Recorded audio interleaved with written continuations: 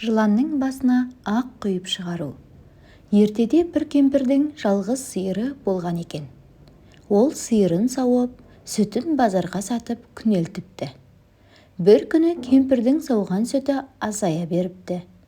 Кемпір бұның себебін еш біле алмайды. Бір күні әдеттегідей сүтін сауып үйіне әкеледі де, сиырды өріске қосу үшін сыртқа шығып кетеді. Жолда бір затын ұмытып кеткені есіне түсіп, қайтып айналып келсе, сүтін жыландар ішіп жатыр екен. Кемпір шошып кетеді. Бірақ олардың сүтті сүйсіне ішкеніне қарап тұрып, мейірімі оянады. Шелектің іші терең болғандықтан, кішкене жыландар сүтті іше алмай қиналып жатыр екен. Ертесіне сүтін кішкене ыдысқа құйып, жыландардың ініне апарып қояды. Кешке ыдысын алуға барса, ішінде 2 тілді алтын жатады. Кемпір теңгелерді үйіне әкеліп сақтай береді. Біраз күннен кейін алтын ақшасына 3 бұзаулы сиыр сатып алады. Жаман лашығы түзеліп, үйіне жасау жабдық, жиһаздар ала бастайды. Бір күні кемпірдің алтын тасып жүргенін көршісі көріп, ханға айтып барады. Хан жендеттерімен сау етіп жетіп келеді. Кемпірден алтынды қайдан алып жүрсің? Әйтпесе өлтіремін деп қорқытады. Кемпір шынын айтады. Хан нөкерлерін ертіп жыланның ұясын қаза бастайды. Бірақ қанша терең қазса да алтынды таппапты.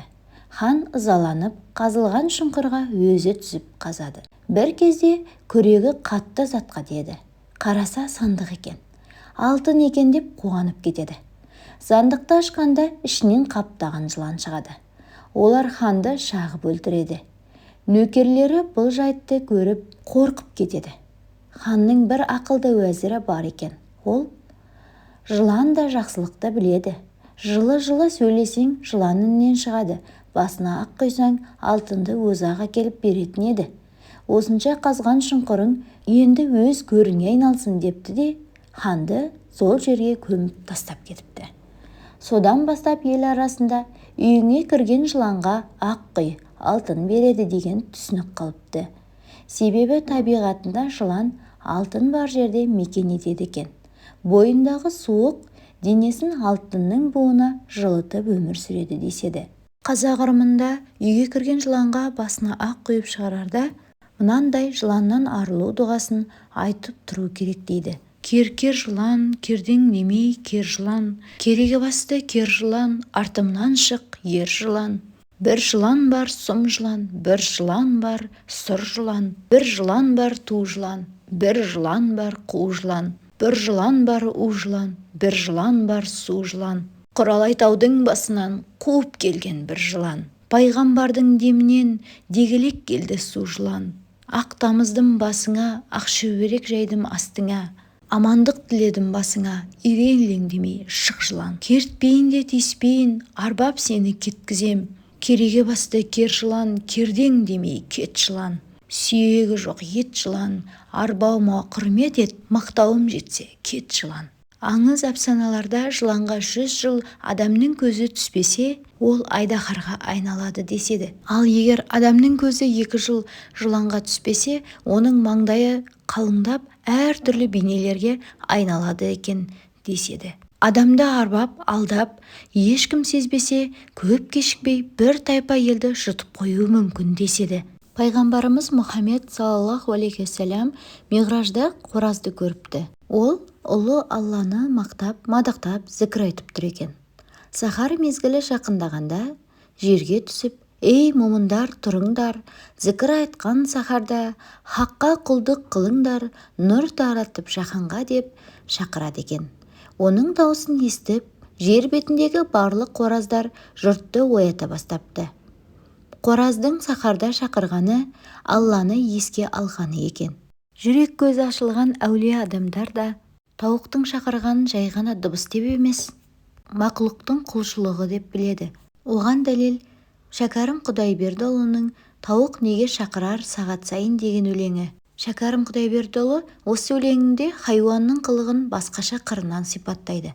Шәкәрім Құдайбердіұлы «Тауық неге шақырар сағат сайын» деген жырында былай дейді. Тауық неге шақырар сағат сайын, дейме уақыт өткенін ұқтырайын.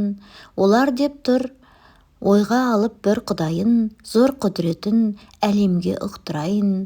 Құлшылық, намазы мен иманы сол, күнде бір, айында бір, сағат сайын. Хазірет пайғамбарымыз, Алланың оған игілігі мен сәлемі болсын, миғраждан келген соң сахабаларына тауық асыраңдар, сауабы мол болады. Тауық бар жерге 3 бәле жоламайды. Жын перінің шәрі келмес, сиқыршының дуасы өтпес, бақсының жыны жетпес деп насихат етіпті. Содан бастап мұсылмандар тауық асырауға мән берген екен. Кейбір аңыздарда қораз шақырса періштені көреді, қарға қарқылдаса шайтанды көреді деп ырымдайды. Малды теппе. Бір күні Мұса пайғамбарымыз Тәңірден былай деп сұрапты: «Уа жаратқан ием, маған пайғамбарлық берерде қай ісімді көбірек ұнаттың?» дейді. Ұлы Алла: «Әй Мұса, сен Шұғайып пайғамбардың қойын баққаныңда ішінде бір көтерем қой бар еді. Үнемі отардан бөлініп қала беретін. Сен сол қойға сабырмен қарап, оны ұрып соқпайтынсың. Сенен басқалары көтерем қойды боқтап, боралап, қамшының астына алатын. Сен қой екеш қойға да рақым қылдың. Егер сол қойды тепкеніңде, сені пайғамбарлықтан да, патшалықтан да, құт берекеден де мақұрым қалдырар едім» депті. Содан бастап Мұса пайғамбарымыз малды теппеңдер деп өз қауымына өнеге айтыпты. Малды тепсең ырыс қашады деген түсінік сол кезде пайда болды деседі. Қазақ қоғамы арасындағы малды теппеу, басқа ұрмау, боқтап бораламау ырымдары осы дәстүрдің желісінде шығыпты. 4 түлікті қастерле. Нұх пайғамбар қазығұртқа келіп тоқтаған соң, хайуандар мен жәндіктер кемеден шығуға таласа бастайды. Нұх пайғамбар: «Бәріңде шығасыңдар, асықпаңдар. Адамзат үшін аса маңызды 4 түлікті алдымен шығарамын. Олар адамның кисе киімі, ішсе сусыны, жесе тамағы, жатса төсеніші болады» депті. Тағат таппай тыпыршып тұрған жылқы Нұхтың сөзін естіп, есіктің аузына шауып келіпті. Нұх: «Тұлпарым, жақсылығыңды адам баласынан аяй көрме, сенімді серігі бол. Жаратқан ем жаныңа адалдық беріп, тіршілік иесінің қанаты мен жанаты қылсын» деп, 2 құлынның жалынан сипап кемеден шығарыпты. Пайғамбардың алақаны тигендіктен аттың жалы жұмсарыпты. Жылқының жығылған кісіге жалын төсейтін қасиеті содан қалыпты. Жылқыдан соң маңырап қой келіпті. «Құтпандарым-ай, алаңнан аулақ боп, басыңа топалаң келмесін» деп, оларды да өріске жібереді. Содан болар атамыз қазақ қойдың ішінде құтпанды ерекше бағалапты. 3-ші маң-маң басып түйе жетіпті. Пайғамбар: «Пай-пай, жампозым-ай, артыңнан сарып келсе де асығар емессің-ау.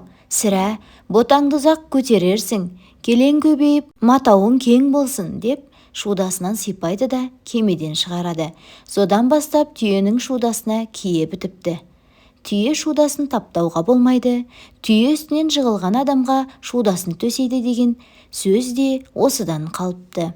Нұх 4-ші түлікті шығару үшін сиырды іздейді. Ол кеменің бір бұрышында күйсеп жатыр екен. Пайғамбар: «Ей, тыңжыларым-ау, бұл жатсын қалай? Қанеки, шық, аухау, аухау» деп шақырыпты.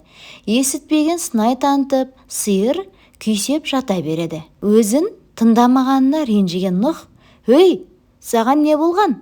Қане тұр, өк» деп мүйізінен тартып тұрғызады. Сиыр орнынан еріне тұрып, әрең қозғалып, есікке беттейді. Нұх сиырдың желінін ұстап: «Бір сөзді 2 рет айтқыздың, жем жеп, күйіс қайрауың ұзаққа созылар» депті. Нұхтың қолы тигендіктен сиырдың желініне береке бітіпті. Оның мүйізінен тартып тұрғызғандықтан мүйізі қатты болыпты. Сиыр жығылған кісіге мүйізін төсейді деген сөз осыдан қалыпты. Қазақта сиырдың мүйізінен қатты ұстауға болмайды деп ырым етеді. Сиыр шамданып сүті азаяды деп те сенеді. Бұл жайында ел аузында «Қазығұрттың басында кеме қалған» деген өлең нұсқалары сақталған. Қазғұрттың басында кеме қалған, ол әулие болмаса неге қалған? Жетім бұта үстінде жатып қалып, ойсыл қара жануар содан қалған. Қазғұрттың басында кеме қалған, ол әулие болмаса неге қалған? Қыршаңқы тай үстінде жатып қалып, қамбар ата жануар содан қалған. Қазғұрттың басында кеме қалған, ол әулие болмаса неге қалған? Тышқақ дана үстінде жатып қалып, зеңгі баба жануар содан қалған. Қазғұрттың басында кеме қалған, ол әулие болмаса неге қалған? Қотыр тоқты үстінде жатып қалып, шопан ата жануар содан қалған. Жылқы адамның досы. Хақ тағала адам атаны жәннаттан шығарып, жерге түсірген кезде оны 4 көзі бар қанатты пыраққа мінгізген екен. Адам ата жерге түскенде бойын үрей билейді. Бейтаныс мекен көзіне жат көрінеді. Қорыққаннан пырақтың мойнынан құшақтап алып жібермей қояды. Бірақ пырақтар қайтадан жәннатқа көтерілмек болады. Сол кезде адам ата аттың қанаттарын қырқып тастайды. Пырақтар не істерін білмейді. Сол кезде Алладан адамның жүрсе қанаты, жау тисе қорғаны бол, адамға қызмет ет деген бұйрық келеді. Ат амалсыз жерде қалады. Бұрынғы қанатындағы күш қайраты оның аяқтарына ауысады. Бастапқыда ат жерге үйрене алмай, жәннатты аңсай жылай берген екен. Күні-түні жылағаннан 4 көзінің екеуі суалып көрмей қалады. Аттың маңдайындағы көзге ұқсас шұңқырлар құрғап қалған жанардың орны екен. Содан бастап ат адамның ажырамас серігіне айналады. Ат ердің қанаты деген мәтел осыдан қалған екен. Құрметті көрермен, сіз бұл туралы біліп пе едіңіз? Өз ойыңызды комментарияға жазуды ұмытпаңыз. Арнама жазылып, қоңырауша батырмасын басып алыңыз. Келесі жүздескенше аман сау болыңыз.